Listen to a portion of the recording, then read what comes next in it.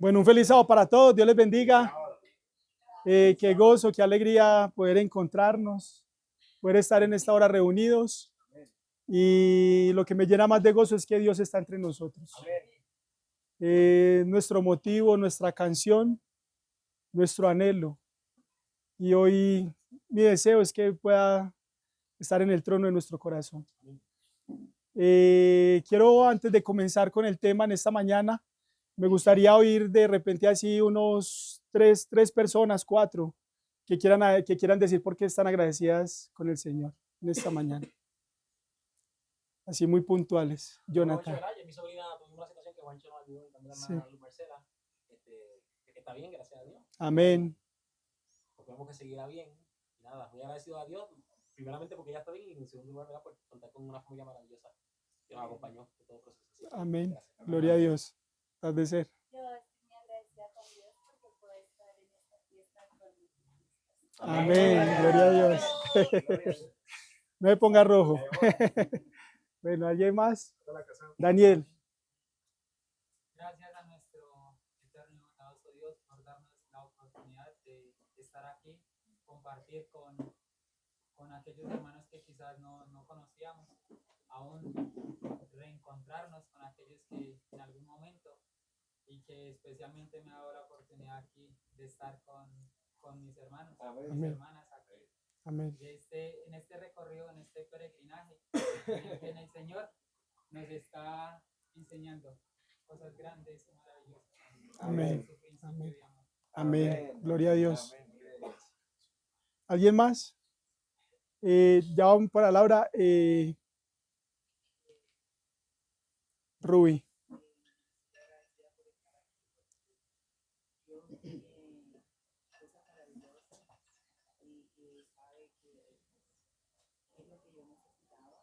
Amén. Varios hermanos del mismo sentimiento y solo yo lo que hace la obra. Gloria a Dios. Gloria a Dios. Laura. Agradecida con el Señor por habernos sacado de donde estábamos cada uno de nosotros. Amén. Y estoy agradecida por conocerlos a todos. Amén. Gracias. Amén. Alabado sea el Señor. Nosotros igual, hermano. Amén. Así es. Vane. Aleja. Listo. Estoy agradecida por tenerlo con varios compañeros de peregrinaje. Pero le doy gracias a Dios por quiero estar aquí. La otra cuesta mucho. Amén. Gloria a Dios. Gloria a Dios. Sí. Dale, ya te oí. Ya.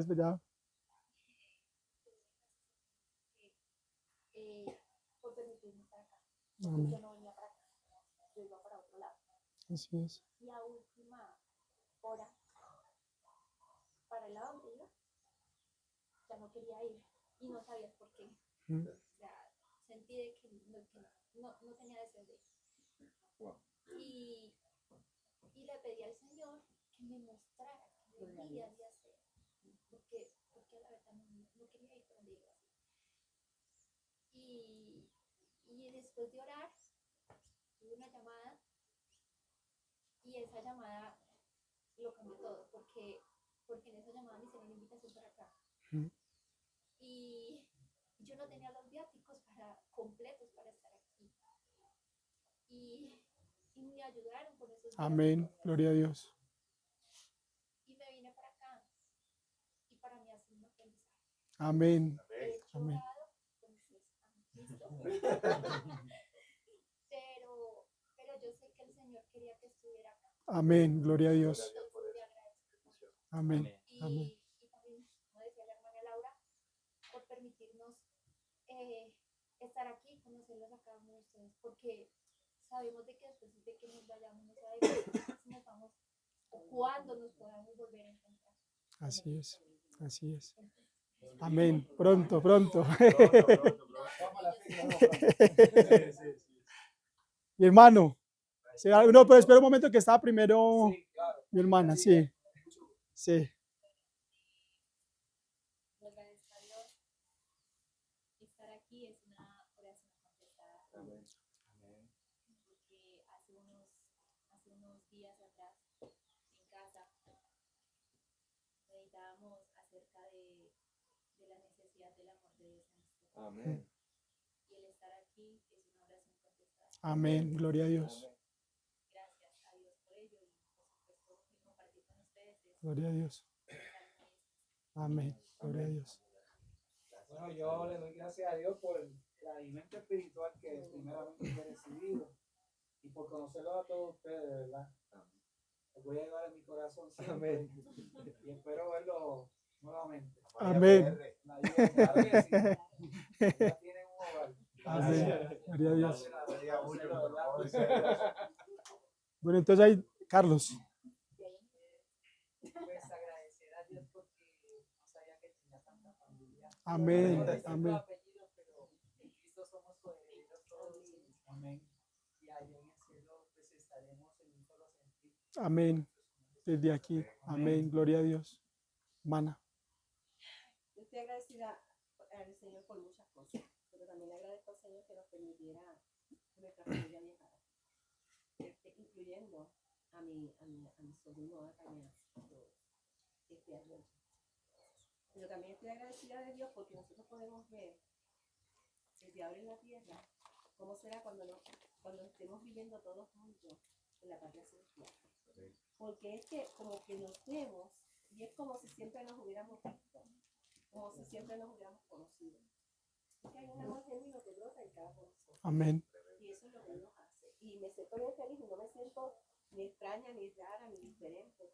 Desde el momento en que pisé esta bendita tierra, ha sido como un regalo de amor. Amén. Incluso Gloria a Dios. con las personas que nos transportan, incluso con las personas que están cuidando el lugar. Es algo tan hermoso que tú sientes como una paz y un amor tan genuino. Exacto. Y por eso estoy bien agradecida de Dios. Y le pido que siempre tenga ese amor en nosotros para el prójimo también. Que Amén. no quede aquí, que sea extendido a la raza humana. Amén. Aquí venimos a llenarnos para hacer esa extensión de amor de parte de Dios. Vamos a inclinar nuestro rostro. Vamos a orar. Oremos.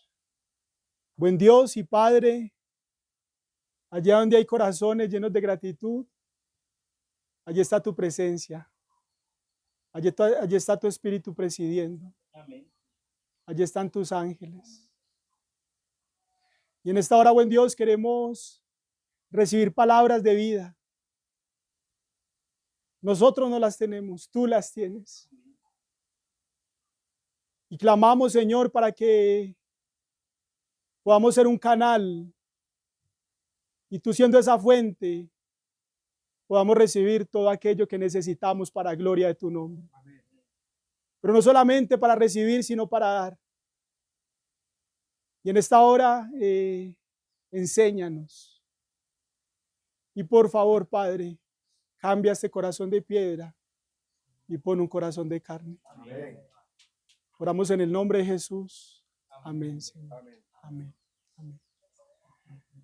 Vamos a ir a 2 Corintios, el capítulo 3. Una carta que escribió ¿quién? El apóstol Pablo. 2 Corintios, segunda carta a los Corintios, el capítulo 3. Yo voy a leer desde el versículo 3. Dice: siendo manifiestos que sois carta de Cristo, expedida por nosotros, escrita, no con tinta, sino con el Espíritu del Dios vivo, no en tablas de piedra, sino en tablas de carne, del corazón. Y tal confianza tenemos mediante Cristo para con Dios. No que seamos competentes por nosotros mismos, para pensar algo como de nosotros mismos, sino que nuestra competencia proviene de Dios, el cual asimismo nos hizo ministros competentes de un nuevo pacto, no de la letra, sino del Espíritu, porque la letra mata, mas el Espíritu vivifica. No de la letra, sino del Espíritu. Y dice que somos ministros de un nuevo pacto. Y en el versículo 7 dice: y si el ministerio de muerte, se está hablando ahora del antiguo pacto, y si el ministerio de muerte, grabado con letras en piedras, fue con gloria, tanto que los hijos de Israel no pudieron fijar la vista en el rostro de Moisés a causa de la gloria de su rostro, la cual había de perecer, ¿cómo no será más bien con gloria el ministerio del Espíritu? Y aquí vemos dos ministerios, dos pactos. Y es curioso porque el apóstol Pablo dice que uno es un ministerio ¿de qué? De muerte, de condenación, de muerte. Pero saben, cuando yo pienso en mi Dios, la Biblia dice, en él estaba la vida y la vida era la luz de los hombres. La vida es la luz. Y la luz en las tinieblas resplandece. Y leíamos días anterior, ¿qué comunión tiene Cristo con Belial? ¿Qué comunión tiene la luz con las tinieblas? Escuchen esto. En él estaba la vida y la vida la luz. La vida es la luz. Entonces, ¿qué serán las tinieblas? Y el Dios en el cual yo creo es un Dios en el cual la muerte es ajena a su naturaleza. Y alabado sea el Señor por eso. Es ajena a su naturaleza. Y es interesante porque aquí se está hablando, ¿y por qué digo que ajena? Para reforzar la idea. En cierta ocasión dijo Santiago, dijo que de una misma fuente no puede haber ¿qué? Agua dulce y agua salada. Y bien nos dice la Biblia que él es la fuente de ¿qué? De agua viva. Él es la fuente de agua viva. Ahora, ¿por qué se le llama un ministerio de condenación? ¿Por qué se llama un ministerio de condenación? ¿Por qué se le llama un ministerio de muerte? Y esto es muy interesante. Y es que, saben, a mí me llama mucho la atención de que la Biblia cuando dice en él estaba la vida y la vida era la luz, la palabra luz, no sé si Anderson me la puede recordar allí en griego, fos, y esa palabra bien él decía durante esta semana que es como dar a luz, dar a conocer, conocimiento. Y la Biblia dice, en él estaba la vida y la vida era la luz. La vida es la luz. ¿Qué quiere decir eso? Que cuando yo voy a la Biblia con la óptica de que Dios es vida, cuando yo voy a la Biblia con la óptica de la vida, entonces ahora sí va a haber luz, ahora sí va a haber conocimiento. Pero yo puedo ir con ópticas de muerte a las Sagradas Escrituras. Y es lo natural, es lo natural. Lo que durante tanto tiempo hicimos, como durante tanto tiempo miramos. Y yo quiero que vamos a ir a Hechos de los Apóstoles en el capítulo 7 y vamos a entender precisamente por qué puede verse desde las dos ópticas. Y en Hechos de los Apóstoles, el capítulo 7, hablando de la experiencia de Esteban, miren qué interesante. Hechos capítulo 7. ¿Qué pasó con Esteban? ¿Qué fue lo que pasó con Esteban? ¿Fue qué? Fue apedreado. Y los judíos, los escribas, los fariseos, amparados en la ley, toman la decisión, diciendo que era un blasfemo Esteban, y apedrear ¿a quién? A Esteban. Ministerio de muerte, ministerio de condenación. Pero Esteban entendió que la ley que ahora Dios le estaba entregando, que la ley que Dios había depositado a su pueblo no era para muerte, sino que era para vida. La ley no es para muerte, la ley es para vida. Y dice Hechos capítulo 7, el versículo 38. Miren lo que dice allí. Hechos capítulo 7, versículo 38. Y él mismo lo va a decir. Dice allí, y este es aquel Moisés que estuvo en la congregación en el desierto, con el ángel que hablaba en el monte Sinaí, y con nuestros padres, que recibió palabras de vida que darnos. Amén. Él entendió que esa ley era para vida, mi hermano. Y aquellos a quienes le estaba predicando, a los cuales amaba, porque estoy seguro que los amaba, porque quien mientras está siendo apedreado, dice, Padre, no les tomes en cuenta su pecado, perdónales. ¿Quién hace eso? Solo quien ama. ¿Quién hace eso? Solamente ahora quien vive en el ministerio del Espíritu, no el que vive en el ministerio de la condenación, no el que vive en el antiguo pacto, sino el que vive en el nuevo para la gloria de Dios. Amén. Ese hace eso. Ese hace eso. Y él entendió que la ley era para vida. Amén. De hecho, la ley dice no matarás. La ley dice no matarás. Y saben, y quiero leer esas palabras de Esteban al final. Dice el versículo 59, dice, y apedreaban a Esteban, mientras él invocaba y decía, Señor Jesús, recibe mi espíritu. Y puesto de rodillas, clamó a gran voz, Señor, no le tomes en cuenta este pecado. Y habiendo dicho esto, durmió. Y habiendo dicho esto, durmió. Y en el versículo 58, que de hecho vamos a ir ahorita ya, de quien se va a hablar en este versículo, dice, y echándole fuera de la ciudad, le apedrearon y los testigos pusieron sus ropas a los pies de un joven que se llamaba como Saulo. Y un joven que se llamaba Saulo.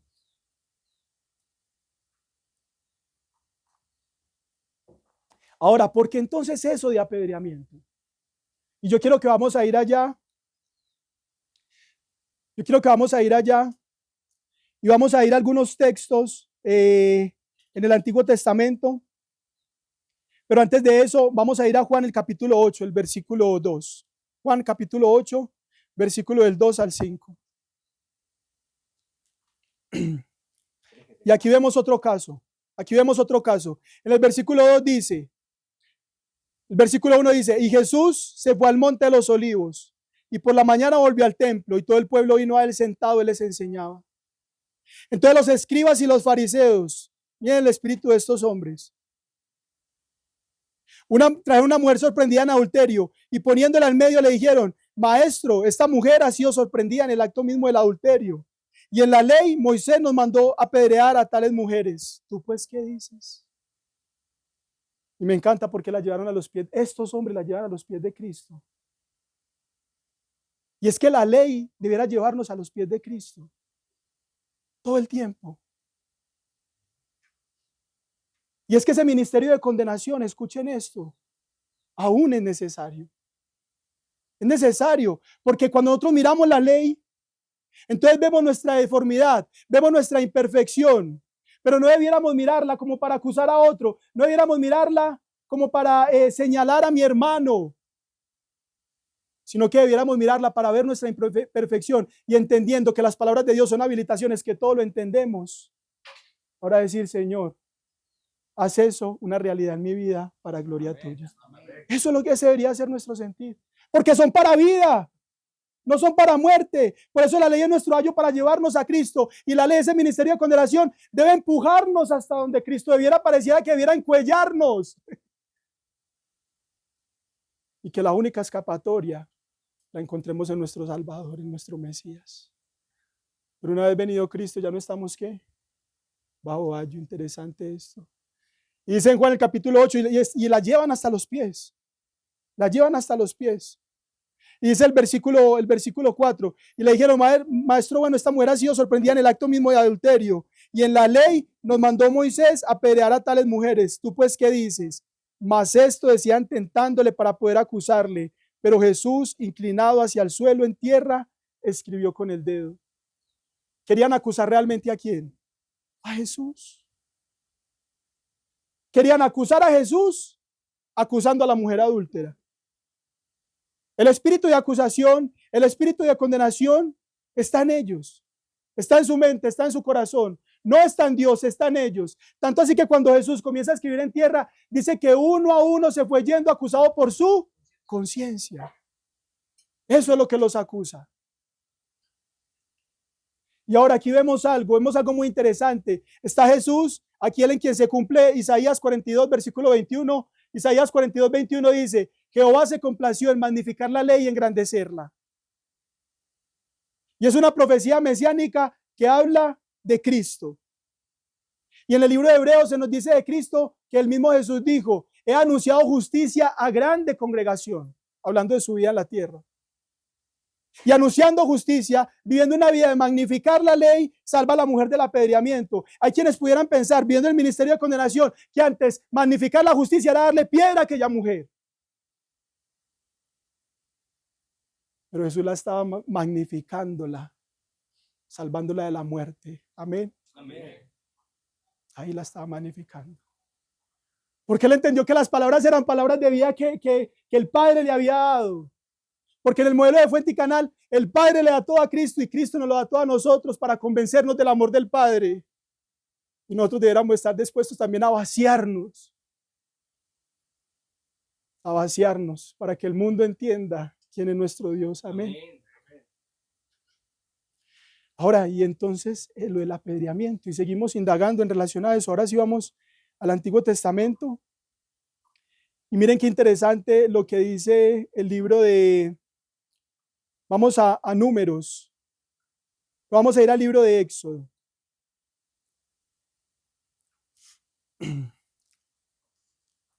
En Éxodo, el capítulo 8, el versículo 26. Éxodo 8, versículo 26. Y vamos a ver entonces por qué esto del apedreamiento.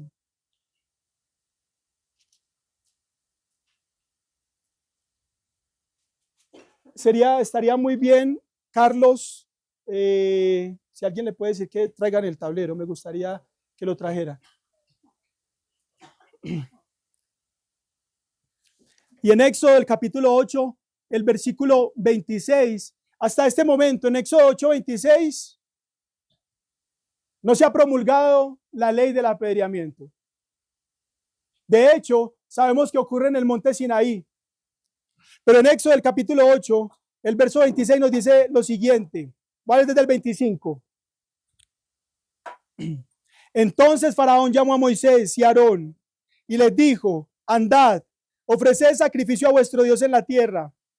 Y Moisés respondió: no conviene que hagamos así, porque ofreceríamos a Jehová nuestro Dios la abominación de los egipcios. He aquí que si sacrificáramos la abominación de los egipcios delante de ellos, ¿no nos apedrearían? Interesante esto. Aquí está el pueblo esclavo, ¿en dónde? En Egipto. Y Moisés le dice a Faraón: deja ir al pueblo. Y Faraón le dice: no ofrezcan el sacrificio aquí. Porque es que Faraón sabía que si ofrecían el sacrificio ahí, los egipcios los iban a matar. Entonces dijo: ¿acaso cómo vamos a ofrecer sacrificio a Jehová estando aquí? ¿Acaso no nos qué? Apedrearían.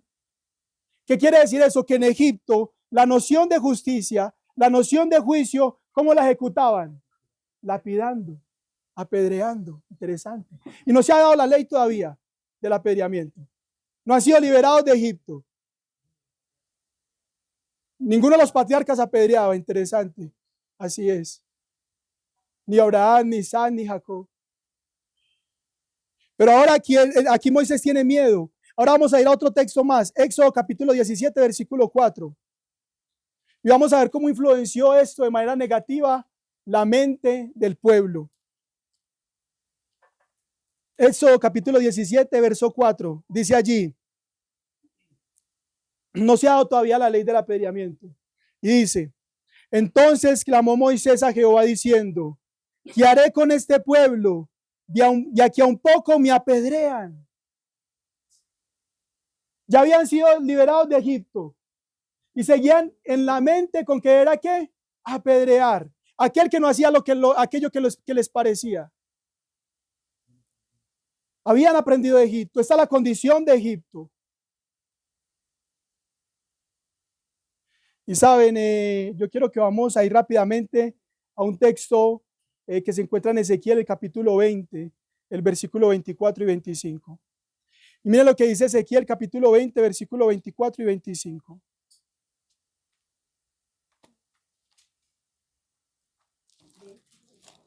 Veinte, 24 al 25. Dice lo siguiente allí, dice: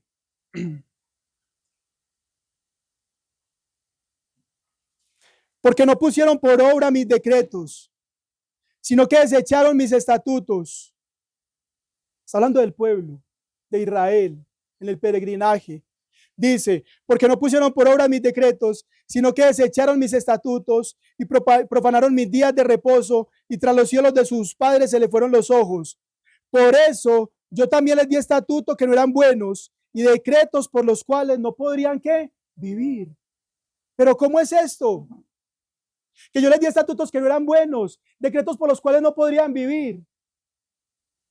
Si la misma Biblia dice que de él desciende toda buena dádiva y todo don perfecto.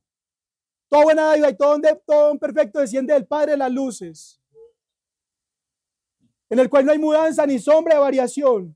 Dice: la ley a la verdad es santa, el mandamiento justo y bueno. Pero aquí está diciendo que les dio leyes malas por las cuales ¿qué? No podían vivir. ¿Y cómo es esto? Si la misma Biblia dice: yo sé los pensamientos que tengo acerca de vosotros, pensamientos de bien y no de mal. Y es que estas leyes ya estaban en el corazón de ¿quiénes? ¿En quién estaba el querer apedrear? Exactamente. Este deseo de pedrear, de hacer justicia con esta noción, estaba en el corazón de los israelitas. Y es interesante que Dios muchas veces va a dar leyes que nada tienen que ver con su corazón. Ejemplo, Dios quería que el pueblo tuviese rey. No. Ahora la pregunta es, ¿habían leyes que regían cómo debía comportarse un rey? Claro que sí. El otro ejemplo, el matrimonio. ¿Dios quería que los hombres tuvieran varias esposas? No, nunca ha querido eso. ¿O que se divorcien? No. Pero había leyes en el Antiguo Testamento que regían los matrimonios con varias esposas y decían, no tomes la hermana de tu esposa, no tomes la mamá de tu esposa. Había leyes que restringían, que regían, pero no era la voluntad ideal de Dios. ¿Tú habrán varias esposas? Claro que sí. El ejemplo, el del divorcio. Había leyes precisamente que Moisés había prescrito. En la ley Moisés nos mandó a dar carta de repudio ¿a quién? A nuestras esposas. Y se mandó, interesante, ¿no? Tratando de alguna manera de justificar su mala actuación. Pero ¿qué va a decir Jesús? Lo permitió Moisés, lo mandó Moisés por la dureza de vuestro corazón. Y esto es muy tremendo, porque nos damos cuenta precisamente que van a haber leyes como esta del apedreamiento, como lo estamos viendo ahora, que no representan el corazón de Dios, sino que representan el corazón del hombre. ¿Y cómo sabemos que no representan el corazón de Dios? Porque ¿en quién podemos ver el corazón de Dios? En Cristo. Y Jesús mismo dijo, el hacer tu voluntad, Dios mío, me ha agradado y tu ley está en medio de mi corazón. Y ahí es cuando en ese mismo texto en Hebreos dice, he anunciado justicia a grande congregación. ¿Y a cuántos apedreó Cristo? Y era el corazón del Padre, amén. Amén. Yo alabo al Señor por eso. Y saben, para ir declinando el estudio, sé que pudiéramos hacerlo muy largo, vamos a ir al apóstol Pablo. Vamos a ir al apóstol Pablo, Hechos capítulo 8. Hechos capítulo 8.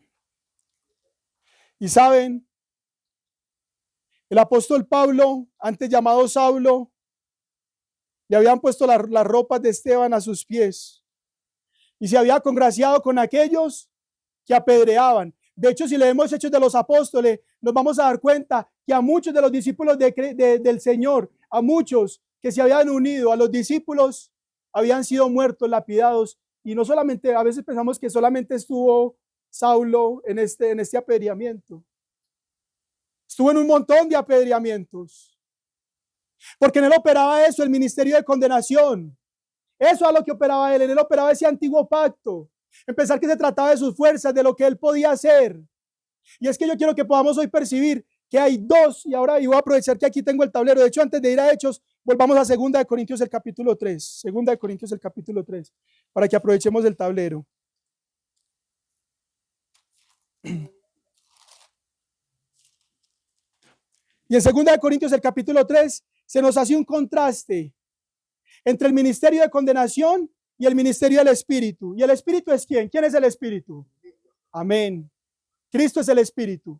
Y dice, hablando del ministerio del Espíritu, el versículo 8 dice, ¿cómo no será más bien con gloria el ministerio del Espíritu? Un contraste del ministerio de condenación. Y en el versículo 7 se habla del ministerio de condenación, hablando también de la ley, de lo que fue escrito en piedra. Y yo quiero que miremos esto, y a mí me gusta ejemplificarlo de esta manera, porque yo lo entendí así en un principio. Saben, y esto lo conté una vez mientras estuve en Argentina, conocí un joven que mientras yo quería todo el tiempo hablarle del sábado, no es de la iglesia, pero ese joven no sabe lo que hizo, no sabe hasta hoy día lo que hizo, porque yo lo veía a él que todo el tiempo hablaba de Jesús. Yo iba al gimnasio, él estaba allá y a todos les hablaba de Jesús, y todo el tiempo era Cristo, Jesús, Dios te bendiga, y todo el tiempo era Jesús, ¿ves? Y yo en ese momento, yo digo, como mi mentalidad adventista, empiezo a decir, a este hombre hay que enseñarle el sábado. Y entonces un día me fui con él para una iglesia y con un tablero y empecé a explicarle el sábado en Apocalipsis. Y él un día, después de mucho dialogar entre muchos mensajes, de ir y venir entre el WhatsApp, me mandó 2 Corintios 3. Y ese día ocurrió algo en mí. Y ese día se dice ahí que lo que estaba escrito en piedra se le llamaba ministerio de condenación. Y eso hizo algo en mí en ese momento. Y decía que era mucho más grande, mucho más abarcante el ministerio del Espíritu. Y el Espíritu es Cristo. Y yo lo imaginé en ese momento más o menos así. Pongamos que este soy yo. Flaquito.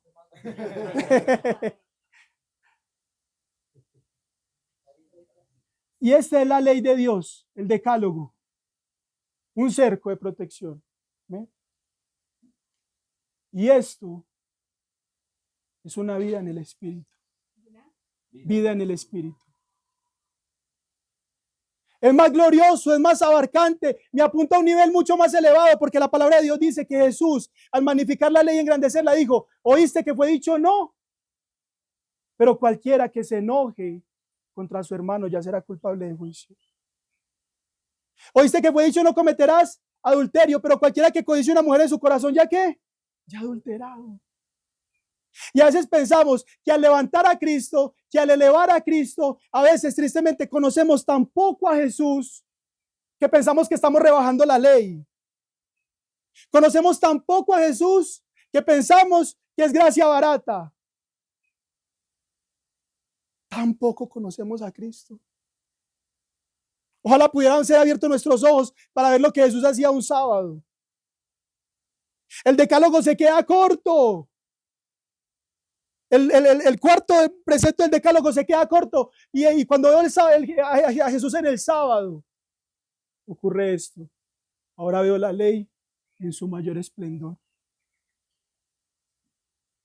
Y cuando Cristo se ha levantado, a todos atraeré a mí mismo. Amén. Amén. Ese es el ministerio del Espíritu. Ese es el ministerio del Espíritu. Y de hecho, a leerse, voy a seguir leyendo 2 Corintios 3, el versículo 8.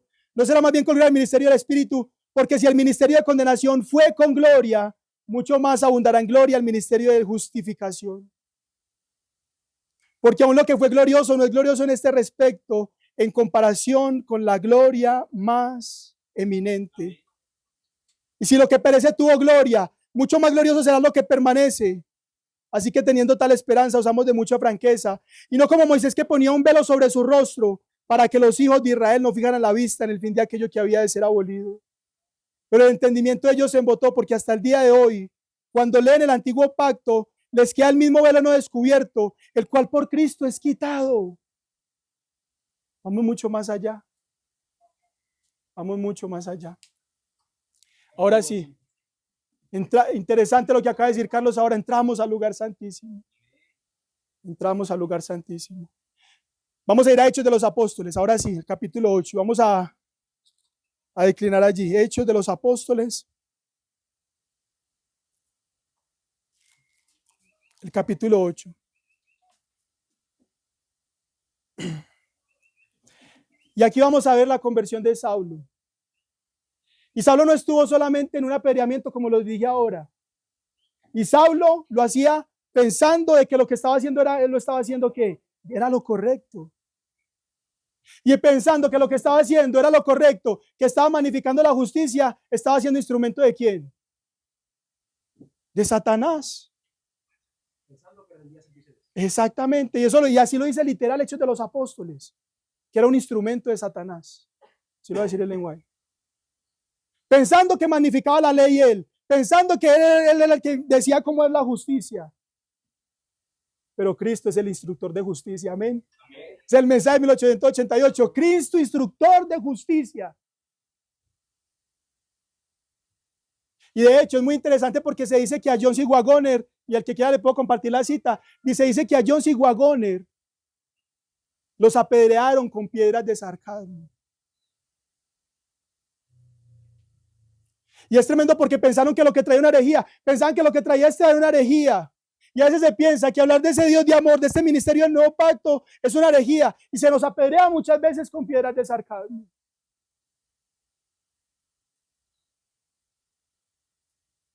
Y muchas veces como Saulo en ese momento, por seguir a maestros, por seguir sus costumbres, había algo que ya estaba comenzando a trabajar en su corazón, había algo que ya estaba comenzando a trabajar en su conciencia, pero quizás pensó en ese momento, todo se me va a derrumbar.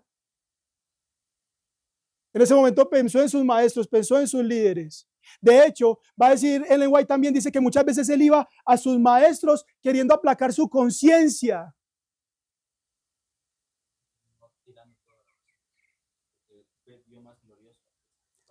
Amén. Y de hecho voy a agarrar de lo que acaba de decir Sai, voy a otra vez dejar Hechos de los Hechos capítulo 8 para ahorita y voy a ir al libro de Hebreos. Miren lo que dice el libro de Hebreos. Hebreos. Y me encantó lo que dijo Sai. ¿Saben por qué? Porque es que en el libro de Hebreos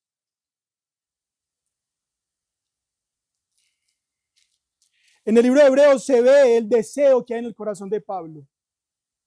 Hebreos es una carta a sus hermanos judíos, a su gente. Y si hay algo que Saulo, que el apóstol Pablo ahora en este momento quiere decir, es que Cristo está por encima de todo. Eso es lo que él quiere decir en la epístola a los Hebreos. Y por eso si ustedes miran los títulos de la perícopa, el capítulo 1 dice, Dios hablando por su Hijo. Y dice, Dios habiendo hablado de muchas veces y de muchas maneras en otro tiempo a los padres por los profetas, en estos posteriores días nos ha hablado por el Hijo, a quien constituyó heredero de todo y por quien asimismo hizo el universo. Superior a los profetas, superior a todos. Luego en otro título que dice ahí en el versículo 5 dice, el Hijo superior a los ángeles. Luego en el capítulo 2 dice el autor de la salvación. En el capítulo 3 dice Jesús superior a Moisés. Incluso dice ahí él superior al reposo. Jesús el gran sacerdote en el capítulo 4. Jesús según el orden de Melquisedec. En el capítulo 8 él un mediador de nuevo pacto. Establecido sobre mejores promesas. Cristo superior a todo. Amén. Amén. Vuelvo y digo, Cristo superior a todo. Amén. Cristo superior a todo.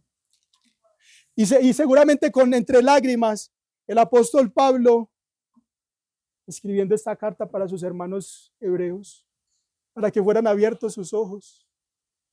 Y muchos pensaban que él lo que estaba haciendo era anulando la ley. ¿No? Muchos pensaban eso. Y por eso muchas veces tuvo que decir, acá, a veces como adventistas nuestra mente, personalmente, y sé que muchos tomamos los textos de Pablo para defender la ley, dice, entonces invalidaremos la ley para que la gracia abunde. Y entonces esos textos puros los aprendemos al principio porque sabemos que hay un contexto que está tratando de eliminar la ley, un contexto cristiano. Y utilizamos esos versículos, entonces anulamos la ley, pero a veces pensamos que Pablo quería eso. No, Pablo en ese momento lo que está haciendo en esa carta es levantando la gracia, levantando el amor de Dios. Y como habían unos que le decían, pero entonces estás invalidando la ley, pensaban eso.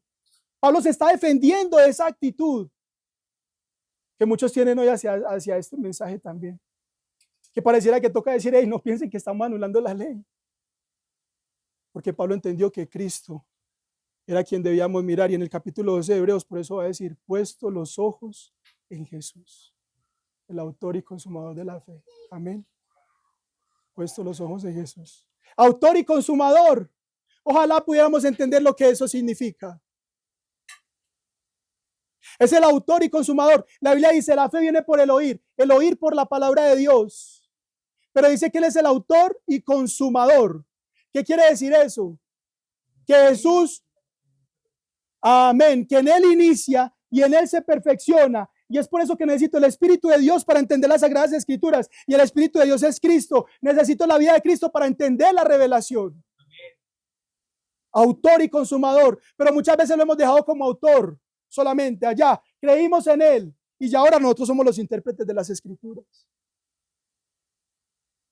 No, Él es el intérprete del principio al fin. Amén. Amén.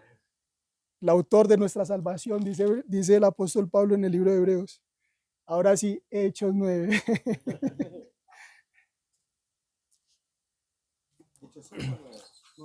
Nueve. Seguramente era por eso. Hechos capítulo 9. Dice el versículo 1.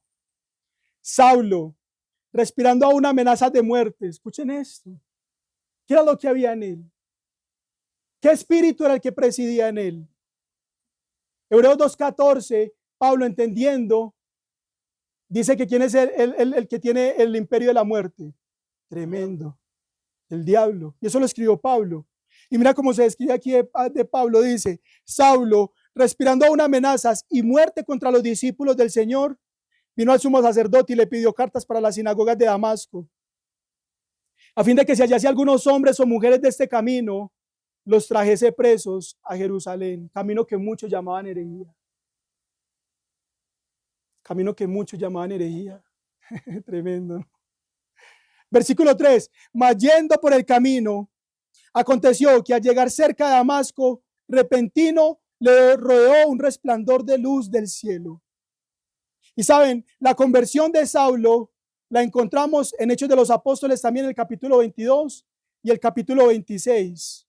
Y en una de esas narraciones se nos dice que la luz que rodeó a Saulo era más fuerte que el resplandor del sol al mediodía. Más fuerte que el resplandor del sol, ¿en cuándo? Al mediodía. ¿Cuál es el momento del día que el sol da con mayor fuerza? El mediodía.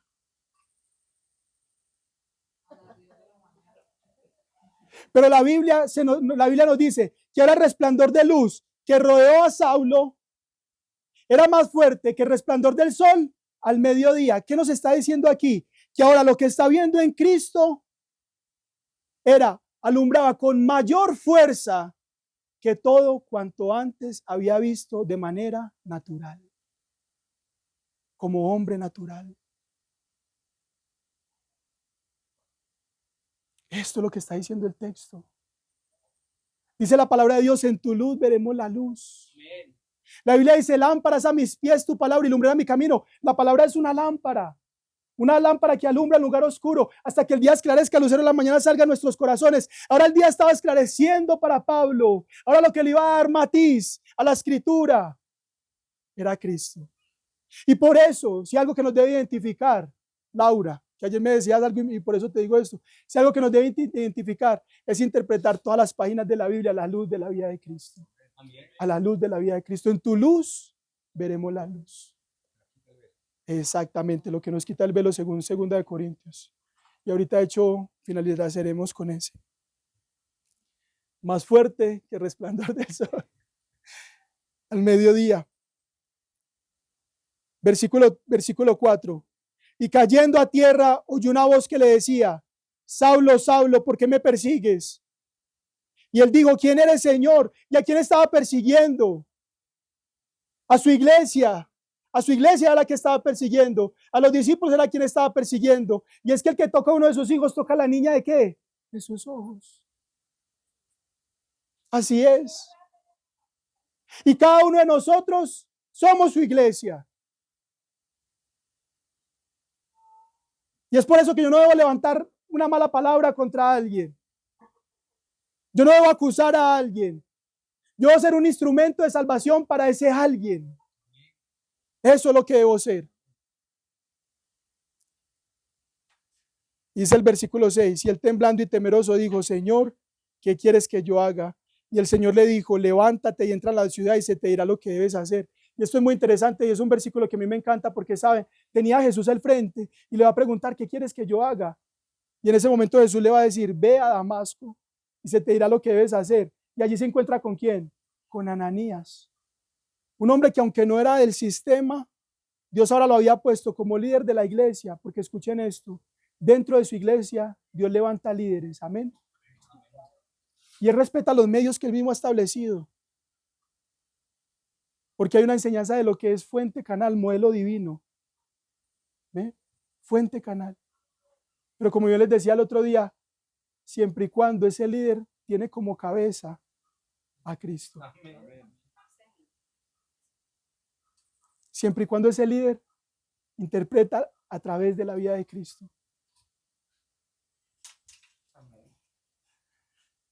Y quiero ir a una más, quiero ir a Hechos capítulo 27, 16. A ver, denme un momento. Hechos capítulo 27. Y comenzamos diciendo, en él estaba la vida y la vida era la luz. La vida es la luz. Las tinieblas es muerte. Y Pablo está atravesando, escuchen esto, Pablo cuando ve la mayor luz, él sabía la ley de memoria, ¿sí o no? ¿Se sabía todo el Antiguo Testamento de memoria, sí o no? Pues no había entendido nada, tanto que mataba con él, amparado en él. Pero ahora con Cristo, ahora ¿a quién matan? ¿A quién persiguen? Tremendo, ¿no? Esteban lo había entendido. Y es que vamos a hacer de acuerdo al Dios que adoramos, de acuerdo al Dios que percibamos, de acuerdo al Dios que haya en nuestro corazón. Y el Dios que ahora estaba conociendo Pablo en la faz de Jesucristo. Yo cuando venía bajando allí por el carro, en el carro, salió así volando un azulejo lo más de precioso. Lindo. Y en ese momento pensaba en el tema y decía, ¿cómo meto este azulejo en el tema? Y yo pensé en ese momento y lo que dije fue, ¿cómo pensar en, cómo ustedes qué pensarían si yo en ese momento llegara y pisara el azulejo y lo separa? ¿Cómo? Eso pensaríamos. Tremendo. Un pajarito precioso, un pájaro precioso. Un canario azul.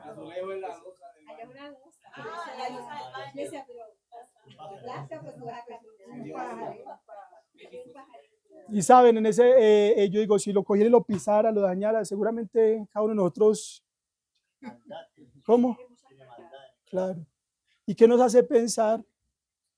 ¿Qué nos hace pensar? ¿Cómo? Que otro ser humano, o que un ser humano es menos valioso que ese pájaro. Que Esteban era menos valioso para apedrearlo. Que la mujer adulta era menos valiosa. Que Cristo era menos valioso para crucificarlo. Que mis hermanos que piensan diferente a mí son menos valiosos para dañarlos, apedreándolos con mis palabras. ¿Qué me hace pensar eso? Carlos, ¿qué vas a decir? ¿Vas a decir algo? Que hace 3 años, sí, en la primera fiesta que hicimos allá en Córdoba, en Argentina, el 2022, había una araña. Sí. Entonces, pues, o sea, estábamos hablando de un pajarito y ahora pues, yo pensé en una araña que mi hija tenía 4 años, Kylie, mi hija menor tenía 4 años en ese momento. Y ella vio la araña, todo el mundo gritó y ella fue y la aplastó a la araña. Y una niña más grande comenzó a llorar, pobre araña. Pero aún ella se conmovió porque la vio ahí agonizar en sus últimos momentos y o sea, lo pensaba un pajarito, no lo pensaba tanto la araña porque pues, te puede picar por aquello. Por tremendo, y de acuerdo a lo que dice Carlos, hay una cita donde Ellen White dice, para alguien fue valiosa esa araña. así es, y hay una cita donde Ellen White dice que cuando Adán vio que cayó la primera hoja de un árbol, la sintió como la ¿qué? Como la pérdida de un amigo. Mire qué interesante esto. Vuelvo y repito, cuando Adán vio que cayó una hoja de un árbol, la sintió como la pérdida de un amigo. Una hoja de un árbol cuando cayó. ¿Qué sensibilidad frente al mal? ¿Qué sensibilidad frente al pecado? Ahora no me digan que el apedrear a otro no es dureza del corazón. Claro que lo es. Por eso Dios estableció leyes que también proveían un marco, protección dentro de la dureza. Por ejemplo, decía, no va a ser con un solo testigo, va a ser 2 testigos. Pero el que lo vio, los testigos, ellos tienen que comenzar el apedreamiento.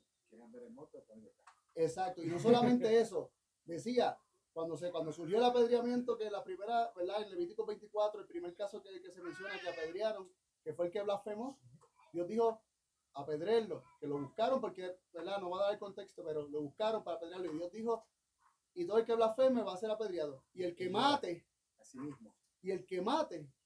sí mismo sea apedreado. Así es. Mira qué interesante. Y después más adelante en otros lugares dice. Eso está en Levítico, lo que le está diciendo. Y en otros lugares en la ley, no recuerdo si en Deuteronomio, Levítico también, Dios dice, y los padres, si sus hijos son rebeldes, si sus hijos hacen esto, y si son idólatras, que también los padres mismos los traigan y ellos mismos sean los testigos y sean los que los traigan para apedrearlo. En otras palabras, está diciendo, también, si estás dispuesto a hacerlo con el hijo del otro, tienes que estar dispuesto a hacerlo con tu propio hijo. Tremendo. Tremendo. La ciudad. Tremendo. Y Tremendo. eso era precisamente, ¿sabe qué Dios quería con esto? Empujarlos a ellos a la misericordia. Porque es donde está el antiguo pacto, el nuevo pacto. Y quiero decirles esto, era necesario ese lenguaje, escuchen esto, era necesario ese lenguaje. Por eso toda es inspirada. Porque el antiguo pacto es el que nos empuja precisamente a recibir el nuevo, a vernos como somos, a entender que yo soy el primero que necesito misericordia. Por eso dice, juicio sin misericordia se hará con aquel que no ha hecho misericordia, pero la misericordia triunfa sobre el juicio. Y ese antiguo pacto precisamente es un camino, hace parte del camino para llegar al lugar santísimo. Hace parte del camino. Pero el Cordero moría en el atrio. Hace parte del camino para llegar al lugar santísimo. Y el santísimo representa el cielo. En el cielo no hay muerte. Amén. Y es tremendo esto, ¿saben por qué? Porque Ellen White, precisamente definiendo la justificación por la fe, dice, es la gloria del hombre, es la gloria de Dios, echando por tierra la gloria del hombre, para hacer por el hombre lo que el hombre ¿qué? No puede hacer por sí mismo. Y por eso se nos dice que el antiguo pacto fue con gloria y el nuevo pacto tiene mayor gloria. Y dice que contemplando a Jesús somos transformados de gloria en gloria. Está hablando en este contexto, de pasar del antiguo pacto a pasar al nuevo. ¿Cuántos queremos pasar al nuevo pacto? Amén. Y en Hechos capítulo 26, versículo 19, hemos dicho amén. Y el versículo 19, el apóstol Pablo va a narrar su paso del antiguo pacto al nuevo pacto, a un rey llamado Agripa. Y dice allí, por lo cual, oh rey Agripa, no fui rebelde a la visión celestial, hablando de su encuentro con Cristo, sino que anuncié primeramente a los que están en Damasco y Jerusalén y por toda la tierra de Judea, Hechos 26, 19, y Jerusalén y por toda la tierra de Judea, y los gentiles,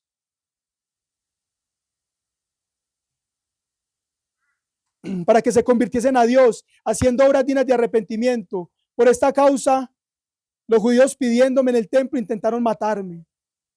Pero habiendo tenido auxilio de Dios, persevero hasta el día de hoy, dando testimonio a pequeños y a grandes, no diciendo nada fuera de las cosas de los profetas y Moisés dijeron que habían de suceder, que el Cristo había de padecer y ser el primero de la resurrección de los muertos, para anunciar luz al pueblo y a los gentiles. Y voy a ir un poquito antes en el versículo 26, verso 17 y termino con esto. Y miren cómo él dice, qué fue lo que el Señor le dice, el versículo 16 de Hechos 26. Desde el 15 voy a leer.